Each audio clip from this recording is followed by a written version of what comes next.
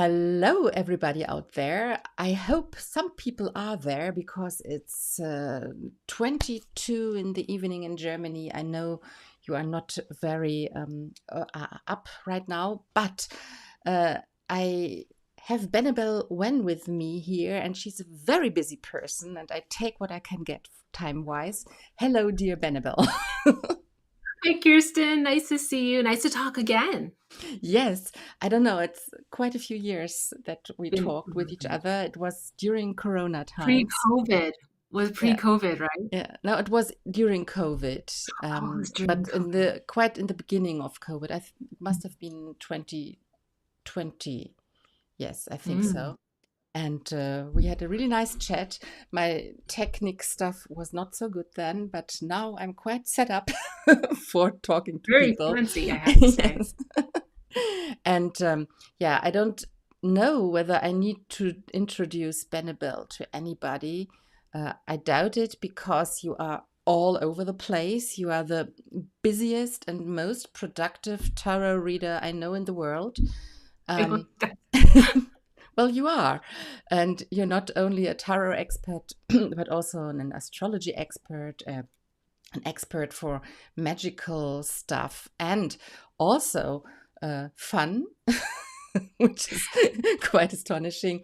Plus, I don't know how many social medias you manage, and you are a full working person as well, doing some other stuff than doing esoterical stuff. And you are an expert with I Ching, to make a long story short. And this is what we want to talk about today. The intersection of tarot and the I Ching. Very exciting and different. It's a very niche topic. Yeah. I know you had a talk with Chris Brennan about I Ching and astrology, and I really liked that one as well. And this was when I thought, well, I would really like to talk to you about this issue from the tarot point of view as well. And I personally want to learn more about the I Ching because that's something I don't know much about at all. There are a few decks which use I Ching. Your deck also uses I Ching. But yes, now I have an expert here to tell me a bit about it, and I'm sure other people want to know about it too. Marion just tells me that it was in May 2020 when we talked the Oh, last time. So you have years. fans here, obviously. And yeah, perhaps to get started, perhaps you can fill us a bit in on the oracle system of the I Ching, not necessarily how everything works, but um, Big when did it picture. start? You wrote also a book about it. Yeah, just tell us a bit about it, please. Well, the I Ching is approximately a 3,000-year-old divination system, and it's based on the cycles of changes. So it looks at the different cycles of change, for example, the equinoxes and solstices, the movements and cycles in the sky and in on Earth here, and they track it into 8 points. So you have the Bakwa 8 trigrams. When you stack it together into pairs, because you have the pairing, the concept of yin and yang, you end up with 64 hexagrams. And it's just this idea of using different cycles and coordinating the heaven, earth, and our internal cycles together to be able to use this system as a form of divination. So, in that way, it's kind of similar with tarot, where you have like fundamental building blocks like elements and whatnot. And then you build it together into a system and you use the system to divine. That's it in a nutshell. Yeah, it was very quick. It's kind of like asking, it's like tarot. If you ask what is the tarot, it Yeah, can like it's so hard to answer the question, what is the tarot, right? You can either give a 3-second answer or it's a 3-hour answer, yeah. right? So I started reading your book. I haven't come so far as I wanted to, but I learned that it was kind of a political exercise writing this because the guy who first wrote the paragraphs to the hexagrams was sitting in prison, as far as I remember. Oh, Not the one who wrote the actual paragraphs is his son, one of his younger sons. But yes, the person who we attribute as having discovered or received the revelation of the Qing, I Ching, was in prison. It's a long story, but it's very, very political. It's very historic. You have a very strong nation, the Shang dynasty at the time, and then a smaller fiefdom, Zhou dynasty, and there was a duke of that Zhou dynasty. And because they were subjugated by the big bad Shang dynasty, they wanted to rebel. So what they did to keep them from rebelling, they took their king or took their duke and imprisoned him. And there's all these mythologies that get kind of crazy and fun. So for example, there's a legend that the emperor of the Shang dynasty killed his eldest son and put it into a pie, baked it, and made him eat his own oldest son. You know how the time Okay. the oldest son becomes the king, right? So when you lose the oldest son, you only have the second son. At the time, the second son, which is King Wen's son, was kind of like a fun playboy prince type guy. But when all of these things happened to his father and his older brother, the one who was supposed to be king, he stepped up to the occasion, led the rebellion, won the rebellion, freed his father, and became the Shang dynasty was toppled and the Zhou dynasty rose. So that's sort of Wow. the political story of how the I Ching came to be. But what I learned from this was that if we look at the well, scripture or whatever, the old text for the I Ching I Ching, that we also could see it in a context of a political revolution, right? Oh yeah, for Yeah. sure. That's what I understood, which I found really interesting because I it is different to tarot, which is always kind of yeah, oracling basically, but Mhm. this seems to have another dimension um, from what I understood.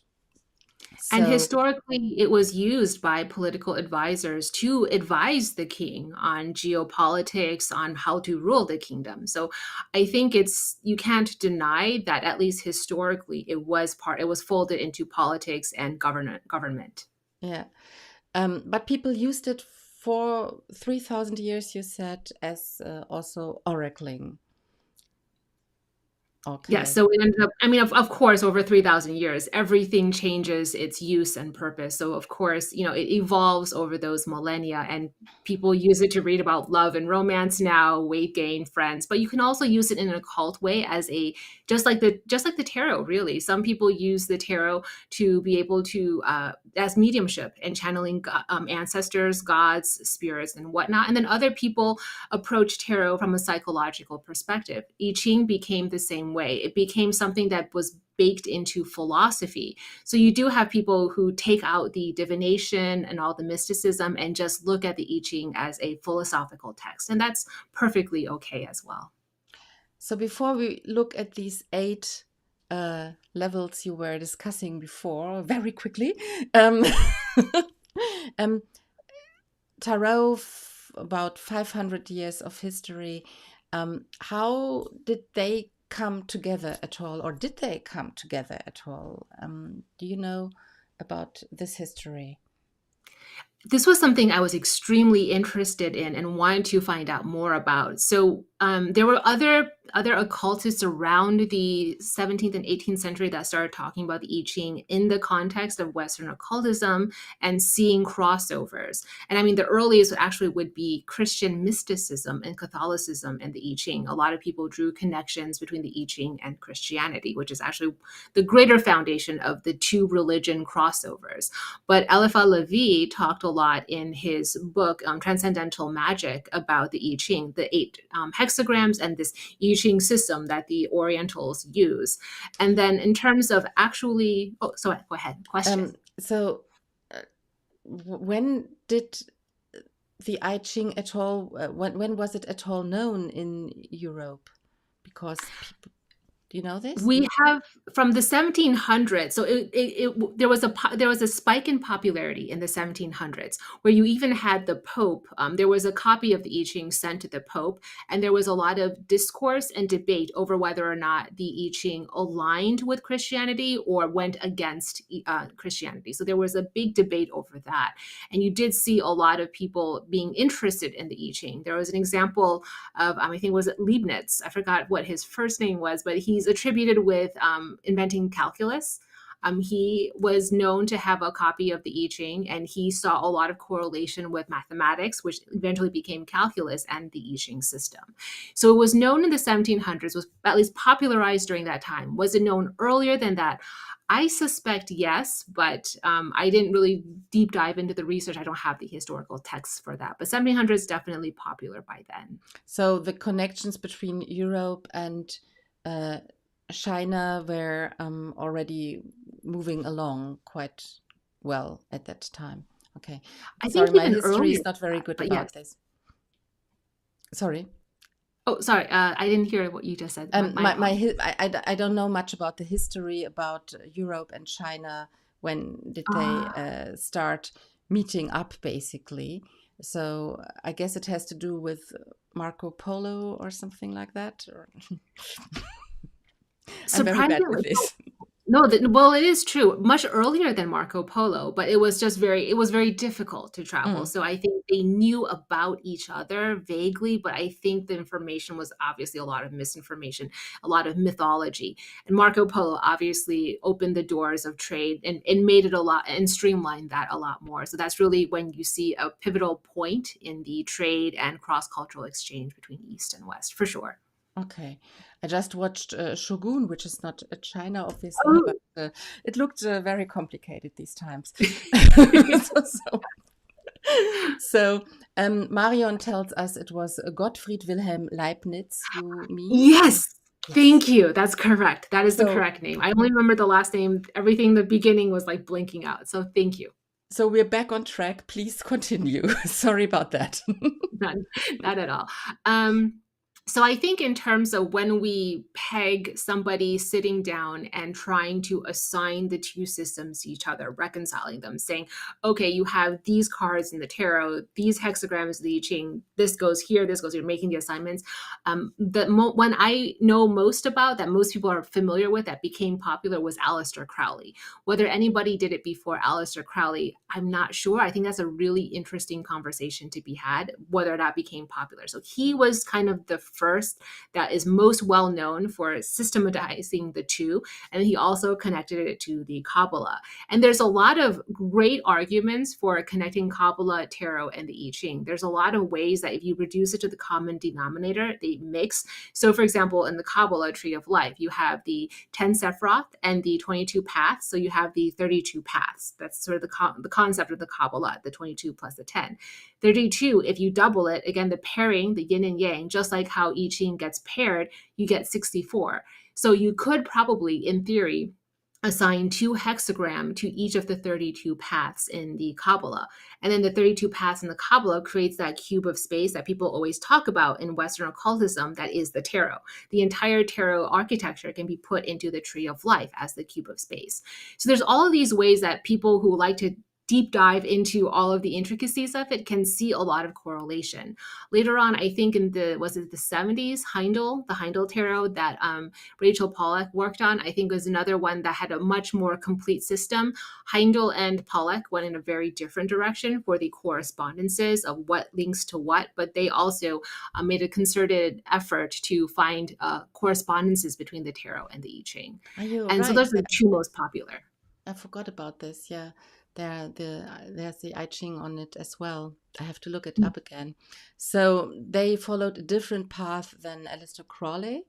Um, what path are you following?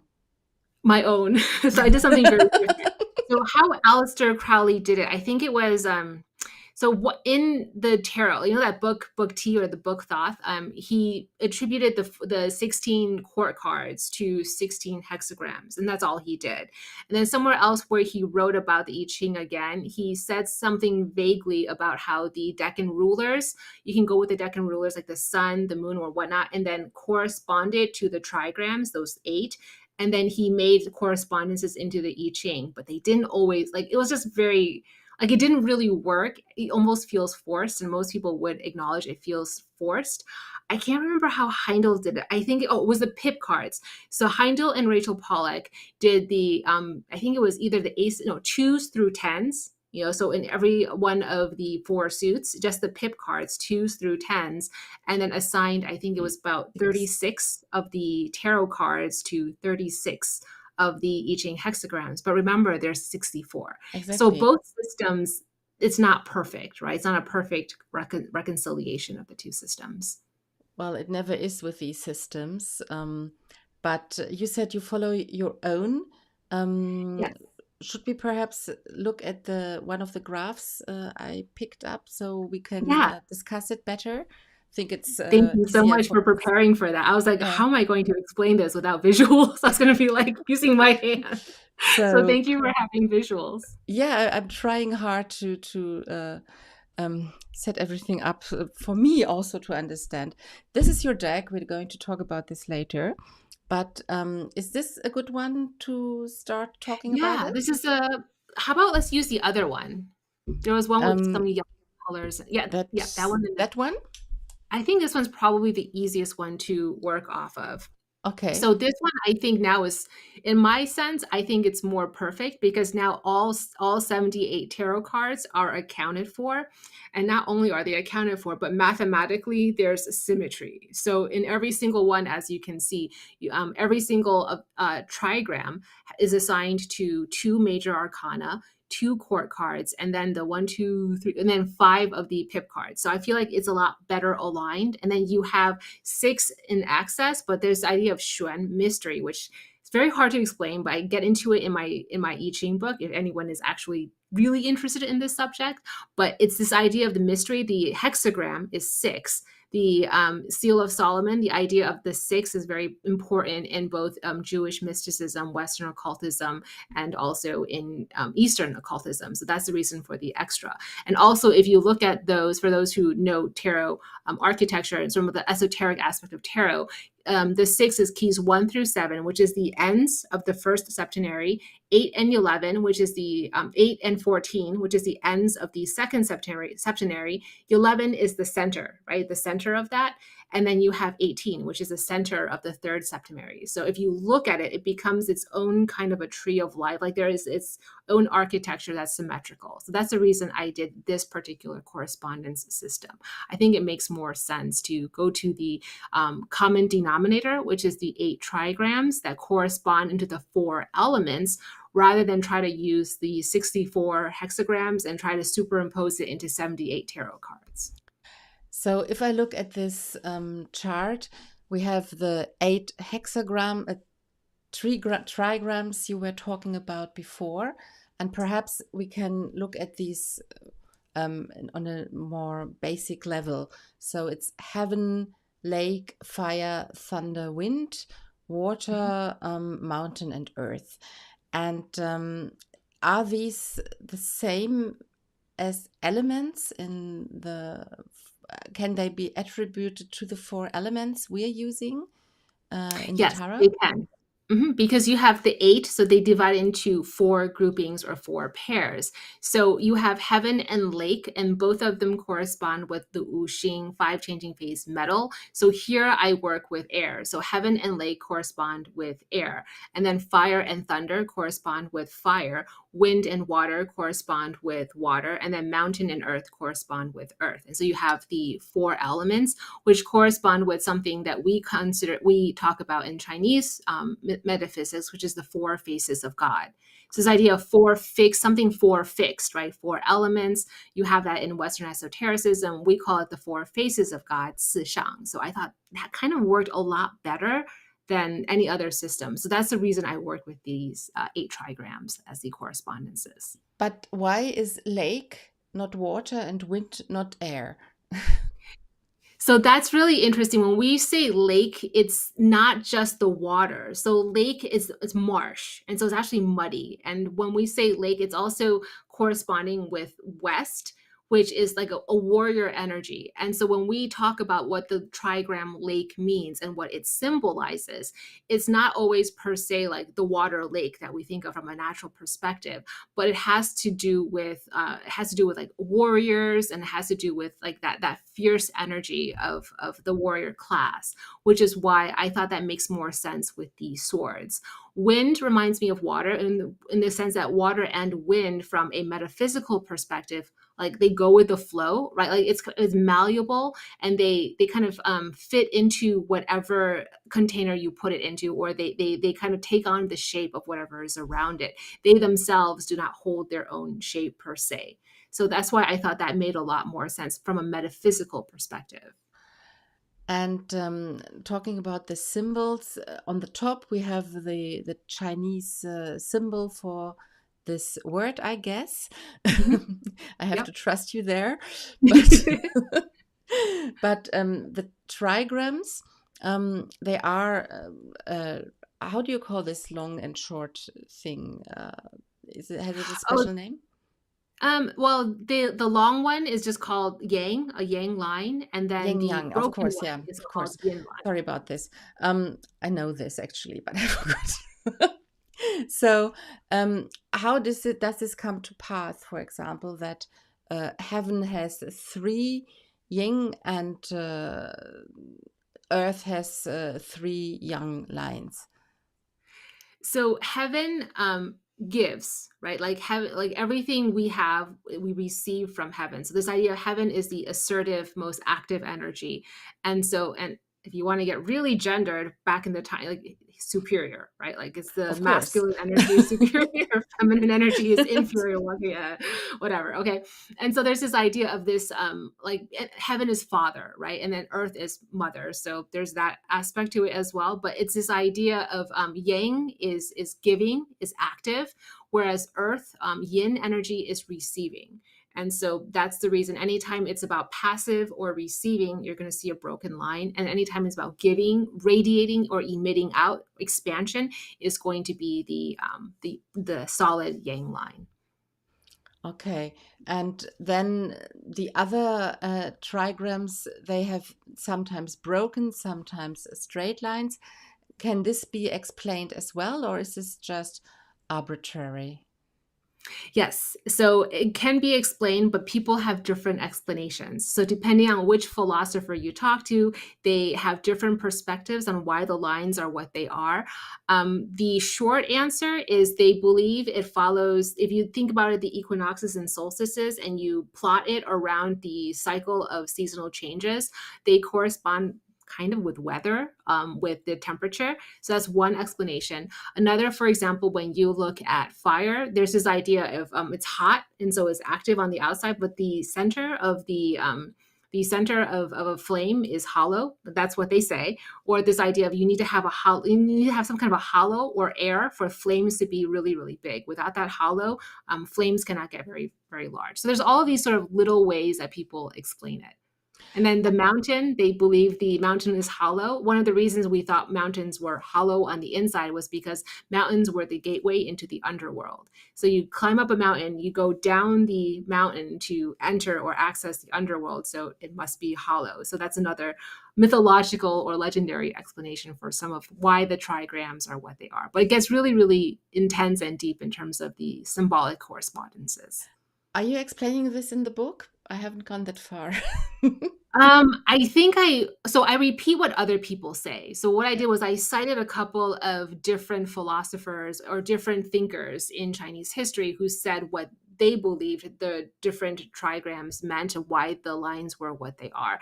And then when you get into the hexagrams, that's very much one way of reading hexagrams, which is you just look at the lines.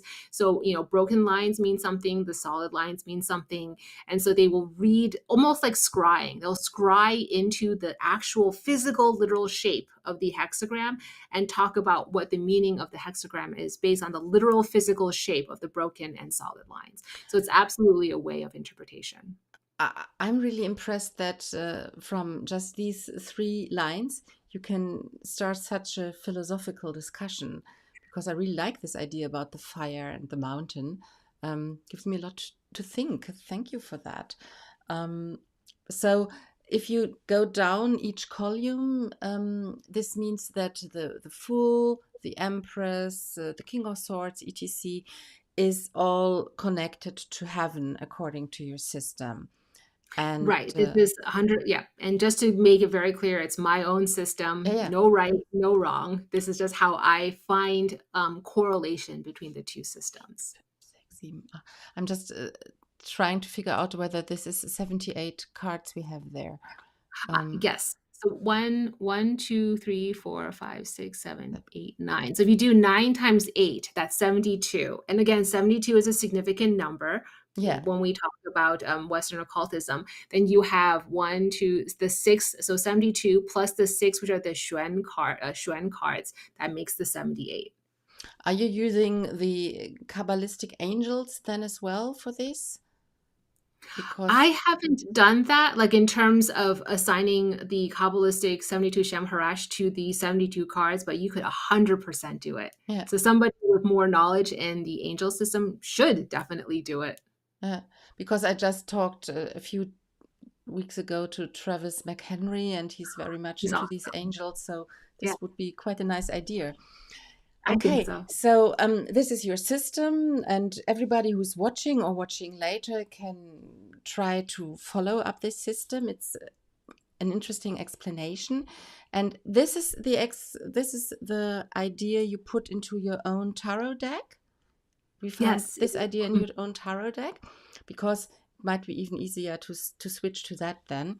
What I Mhm. gather until now, and for everybody who's watching, um, as you can see, Benebell is very knowledgeable. She can talk very quickly and give us a lot of I will slow down. information. I will slow down. No, that's totally okay. But I think people will have to see this video twice, which is good for the algorithm. So Perfect. Let's do it even faster. Make everybody watch it 5 times. exactly. So um, uh, Benebell has her own system, and we can get into more detail about this with her own cards. But there are other systems, like the one by Heindel, like by Crawley. There's not a I'm missing the English word now, a dogmatic Mhm. way to approach this, right? I 100% agree. I Yeah, think there's going to be people see the truth in different ways. So this is yeah. how I see the truth. Okay. Um, Very cool, wild ride. I wonder how this lines up with the Taoist Tai Chi native dialectic mandala. Do you have an answer to that from Eric Webb? I think you mean like Tai Chi, as in like the practice, like the Qi Gong, um, like what's the correlation between Tai Chi and tarot? I think it's what it would be the meditation and tarot, or and I think it's hard to answer. I think individuals will, if they want to combine Tai Chi practice with tarot or the I Ching, it absolutely is something that can be done. Oh, I know in Kung Fu, in martial arts, they definitely use the 8 trigrams you see on screen. So all of the 8 trigrams correspond with particular bodily movements. And so each bodily, so for example, they will talk about hexagrams and bodily movements and martial arts. So that's 100% something that people with a lot more knowledge in martial arts do. I have very rudimentary knowledge of martial arts. Okay. It's yeah. But Eric seems to enjoy the talk anyway. So Oh, thanks, very Eric. cool. Thank Um, you. I will now switch this off, and I have this illustration perhaps first before we look at your real deck. To Is this good for you to explain what you're doing with your cards? Oh, yes. So one of the things, and the I Ching system that I use can be used with any tarot deck at all, as you could see, the Knight of Pentacles, the Three of Wands, whatnot. So what I did with my tarot deck was I just put the actual trigram correspondence right there, so that if you use this deck, it's very easy to reference. You don't have to look anything up; it's right there for you. So because it's a two card system, you do draw 2 cards to create and cast one hexagram. There's different ways of casting hexagrams, the coins, the yarrow stalks. So I'm saying you can use the tarot to cast a hexagram as well, but you need two cards to do so. Okay, so on each card there's only a trigram Mhm, attributed like what we saw on in the chart, and mhm. then you can put a trigram together by drawing two cards. That And is as correct. far as I understood, the first card is the down trigram and Mhm. the second card is the upper trigram. Why That's correct. do we read the trigrams from bottom to top? So one of the explanations for why hexagrams are built bottom up is because that's how you build houses. That's how you build structures. Anything you want to create, if you think about anything you create, you have to build from the bottom foundation up. So it's this idea of building the foundation first and then building up all the way to the top, which is then being able to ascend and connect with heaven. So achieving ascension or communion with heaven is always the last step. It's not the first step. And so even the way you construct a hexagram kind of mirrors the idea in the Kabbalah, where you start from Malkuth and then you want to return back up to Keter, return back up to heaven. So Yeah, even the concept is very similar there. that's what I was thinking. The tree of life came to my mind. So it's like we travel from Earth trigram to heaven trigram. In a sense, yeah, absolutely. Okay, interesting. So, yeah, so all of you who are watching, you can see Benebell has different trigrams on these charts, and this means we can do an oracle from the I Ching with tarot cards. You don't need to use her cards, but we're going to do this in a moment. Um, but you could perhaps also, like you write astrological correspondences on your cards to practice them, you could write these trigrams on these cards according to Benebell's system or another system if you're fluent with the I Ching. Um, Benebell is very um, gracious and gives a lot to the community. So you can find a lot of downloads on her homepage.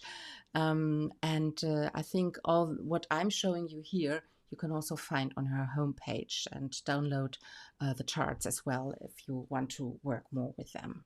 Right? Correct. I would like to talk about another approach that I've seen popularized in the West, and I think you can find it in the eclectic. Remember the eclectic tarot forum? Are you familiar with eclectic? Yeah, with AE, spelled AE. Yeah. Mhm. Yes, yes. So they have had lots of conversations. So if you're really interested in tarot and I Ching, I recommend that you go find those old threads because one of them they talk. You know how in tarot, right? Every single card is technically an active, like it's an active masculine card or a passive, a recessive feminine card, right? So what they did was, if the card is assigned a more active energy in the tarot, they use yang, and then if it's a more passive card, they use yin. So for example, the fire and the swords and wands active, right? And then you do cups and pentacles passive, right? Yin energy. And then you draw six rather than two cards. So every single card represents one line, right? And then you need to draw six cards to create a 6-line hexagram. So this is just to show that there's no one dogmatic set way. And I think it's so important to encourage people's creativity and their own critical thinking. Learn the system, learn the foundation, and then go crazy. Like really figure out how it works for yourself and don't let people tell you you're wrong. Yeah, but first we really need to learn the system, and I'm far from knowledgeable about the system, I really have to say. It's a pity. Um, so let's do it with your deck. I must say your deck, oops, what I did now. Hmm. Wait a moment. Your deck is absolutely one of my greatest favorites I have. It's the Oh, wrong thank thing. you. It's really a delight to work with this.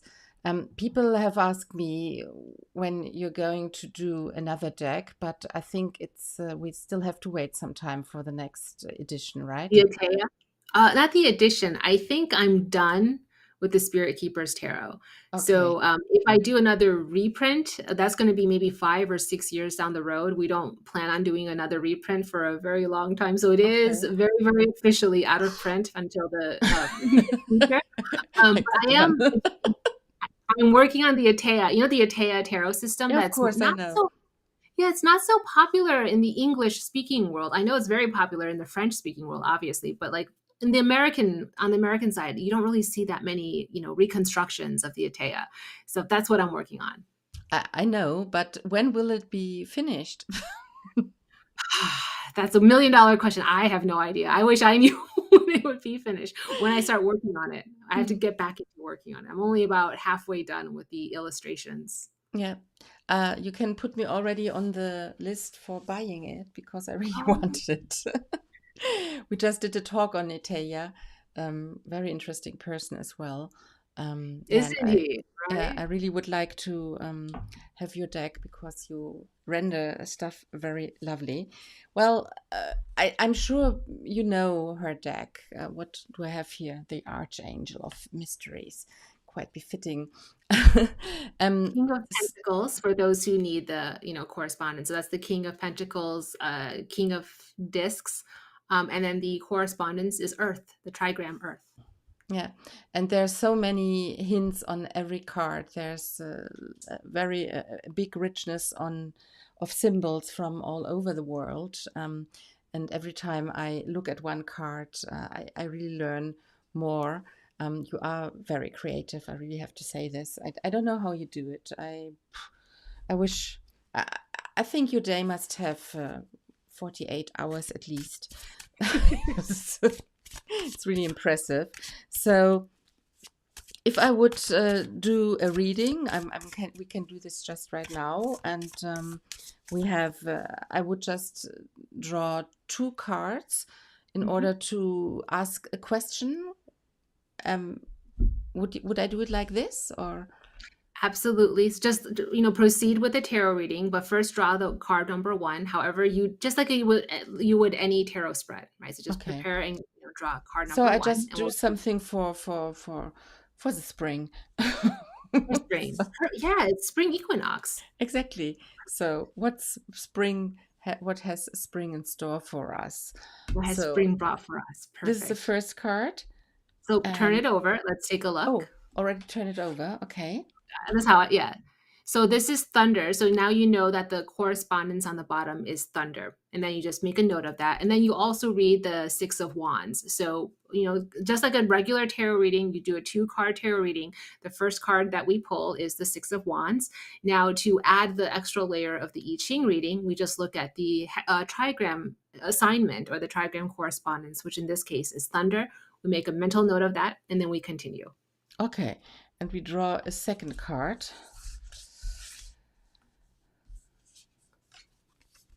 Uh, sorry.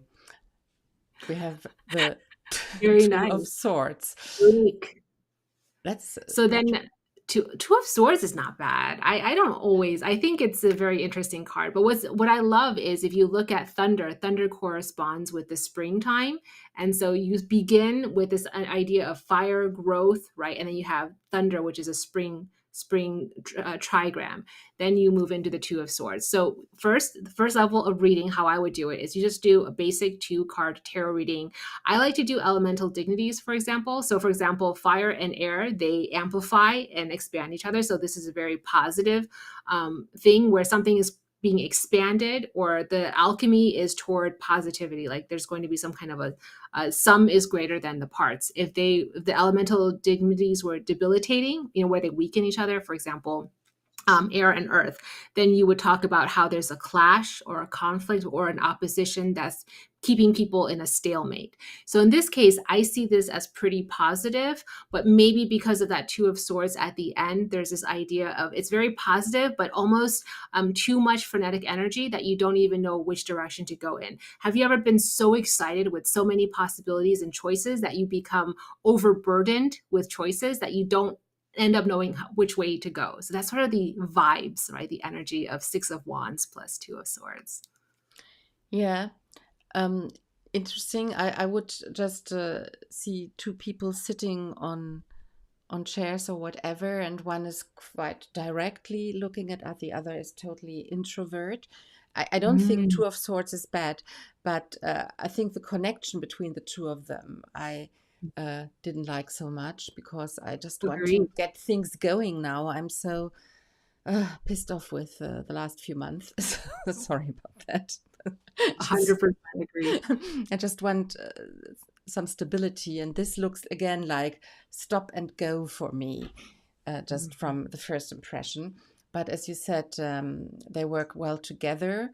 I think this one is correspondence with Leo energy, and this one with Libra. So perhaps we have some foreshadowing of what's happening in summer, and yeah, towards the next equinox, basically. Um, but what do we do now as an additional factor with the trigrams? Yes. So then what I like to do is then you look up which hexagram you have built. So for me, what I do is I look up most I Ching readers are going to pull up. Let me see if I can find an example for you. So you're going to have a table like this. So what you do is you find the correspondence. So for example, here, this is going to be lake over thunder. So you find the correspondence for lake over thunder, and that's going to be hexagram 17, inspiring followers. It's one of my favorite ones, even though it's 17. So you know how I think there was conversations about, do actual tarot cards correspond directly with actual hexagrams? So what's really interesting, and I think it's just a synchronicity, if you look at hexagram 1, it has a magician vibe to it. Hexagram 2, just by coincidence, has a very high priestess vibe to it. And then hexagram 17, just kind of by fluke or accident, has a very the star card energy to it. So immediately, if you're Oh, like, oh, what is inspiring followers? What does hexagram 17 mean? It's got a lot of the star card energy to it. So just a very interesting thing to think about.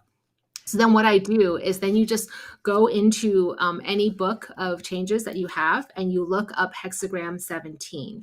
And so in these cases, because we're not reading changing lines with the tarot cards, that's getting very technical. There's different ways to read I Ching.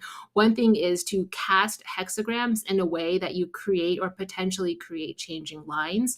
And in this case, you're not going to do that. You're just looking at the holistic picture of one single hexagram in tandem with the two card tarot reading. So you will look up hexagram 17, and I can read you the message for that if I can find it. please do. You translated it in your book as well, didn't you? Correct. Yeah. So the core theme here, one of the things about inspiring followers, I love the balance here, because one thing is about upholding traditions, but finding new and fresh ways to apply tradition in a way that makes sense for the current climate. And I think we often miss that in the Western idea of politics. It's either extremely conservative and traditional, end of story, or it's progressive, radical, extreme change, the end. No room for tradition and old school values. So hexagram 17 is almost saying, well, to truly be able to find a path forward and heal, to recover the broken pieces of our society, you have to find a way to uphold tradition and aspects of the old world, but maybe find ways to have it make sense in 2025. So that's sort of the big picture idea of hexagram 17. And then the message here is, to learn how to lead, you must first learn how to serve. And isn't it funny how that kind of works with the Six of Wands and Two of Swords? Yes, and with politics all over the world right now, to be honest, it's, it is very interesting. Yeah, And it's I like almost this. it's almost critical of some of the world leaders you see on stage. So you Yeah. can use this to almost analyze our leaders. Is your leader serving? Because to lead well, you have to first serve well. So is the leader serving well? And I think it's a very fun way the oracle almost has a life of its own and has opinions, and is giving you opinions and judgment on the politics that's happening in our world today. Wow. Yeah, I really like this. Okay, I'm reconciled with the Two of Swords. Sabine points out that 6 and 2 makes 8, so the Strength card, which again is in the 17, isn't it? So 1 and 7 is You're 8. right. Yeah, That is so interesting. I yeah, love seeing those connections and synchronicities when they add up like that. I think numerology is a beautiful way. Like, I think mathematics is how you can see God and see that psychism is real. Like, through math, things just really reconcile harmoniously. And that's how you know that there's something bigger that's happening in this world. yeah, quite right. So, uh, you guess you can't take the politics out of I Ching, Marion says. Um, yes, I'm very impressed, Benebell. Um, I think we stop here now because I really have to digest all this and I really have to finish your book. But I hope that in about half a year you find space for me again. So- That sounds great. or, oh, if you finish the entire deck earlier, I need to talk to you again. Do you really want to finish my Atea deck? I want to get that out into the world. Yes, I really would love if you could do this because it's going to be great. Um, uh, there are no questions from people there. I think they're all a bit overwhelmed as well. But I really like this technique, and I will use it now. For me, I have your fantastic guide through the year with me, and I'm sure there's something about the I Ching in there. I think there are even the charts in there as well. Mhm. We talked Yes. about, and I will look it up because it's really interesting. And uh, for everybody who wants to get more into this and knows tarot, it's quite a nice way to get started and then be creative, as you said. Yes, and you don't need my tarot deck. It's just easier because you have the trigram right there. But if you have the tables and the charts in front of you, use any tarot deck that you love and then just do a two-card reading with your favorite tarot deck. Then you just have to go through the exercise of looking up the two trigram correspondences and then the exercise of what do the two trigrams form, and then find a copy of the I Ching that you love and find the meaning for that hexagram. I think I have some basic free stuff on all of the 64 hexagram meanings on my website for free download anyway. So Yes. it's easy to do. Plus, you have a YouTube channel in which you share lots of information. And well, as I said, who does not know you is not really watching anything from the tarot world. Um, there is a question from Dennis here. Will you have information coming out on Wu Shaman class? I don't have any classes on the subject, but I have class-like lectures that are 100% free on my YouTube channel. So I just did one on shamanism meets Taoism and tracking 3,000 years of magical history and how Wu shamanism got integrated into Taoism and seeing that history of it unfold.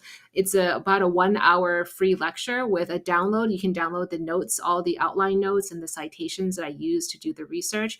So I do have that course, if you want to call it a course, but it's 100% free public access. So I think you might be interested in that. Why do you do it so much for free? I mean, I love it, but you have not so much time. So I'm really impressed that you do this. I think, well, one, I want to make it very clear. Everybody has a different story. Everybody has a different thing. So charging money is perfectly okay. For me, this is not my full-time job. I'm a full-time lawyer. And so everyone has to find a way they are to be of service. So even if you are a professional tarot reader, in some other way, you do volunteer work and you serve your community for free. So for me, this is my way of servicing the community. I know there's a lot of high quality work out there, but it's often behind a paywall. So people without the financial means are not able to access that. So where I find my calling to be is I want to be able to produce very, very high quality work for free for people who don't have the money to go behind paywalls. You need to serve before you can lead. 100%, exactly. Yes, very interesting. Thank you very much. And we highly appreciate what you're doing. Um, yeah, I need to think about this, what we all do to serve is something not only for politicians. I think we need to think, everybody needs to think more about this. I think So, so. I know you still want to do something with your day. It's almost 3 o'clock at your time uh, at your time right now, is it? That's correct. 3 p.m. So 3 p.m. I think you rescheduled something, and thank you very much for Oh, no taking worries. I the wanted time. to spend time with you, Kirsten, so thank Thank you. you. Thank you. Then I will come back to you and you will want to spend time with me again. Yes. But thank you very much for explaining everything. And I will be more organized about the I Ching we talk the next time. It was Oh, very that's great. helpful for getting all these explanations. I'm sure other people like this too. And yeah, thank you very much for your time. My pleasure. Is there anything you want to still say? I had a lot of fun. I hope that, I mean, I know it's very hard to explain the I Ching because there's so many foundational pieces to know before you can talk about the how to. I hope I did an okay job of inviting people to feel welcomed to try it out. I think sometimes just jump in the deep end. If it seems hard, people don't want to try. I think you just have to get your feet wet in this case. I Ching is one of those things. It looks very intimidating. I agree, but you just have to start. Once you start, you're like, oh, that wasn't so bad. Oh, that's kind of easy. That's not too bad. That's very simple. So just don't be afraid to deep dive. And if anyone tells you you're doing it wrong or you're whatever, just you have to learn how to ignore them and just find your own path by following your inner guides. Yes, very good spoken. So, everybody, have a great night here in Germany. Have a great afternoon on the other side of the ocean. And Mhm. yeah, let's stay connected, whatever happens in politics. And thank you very much for being with us tonight, dear Benebell. Have a great afternoon. See you all Thank you, everyone. tomorrow. And I will be back tomorrow at 8 o'clock here.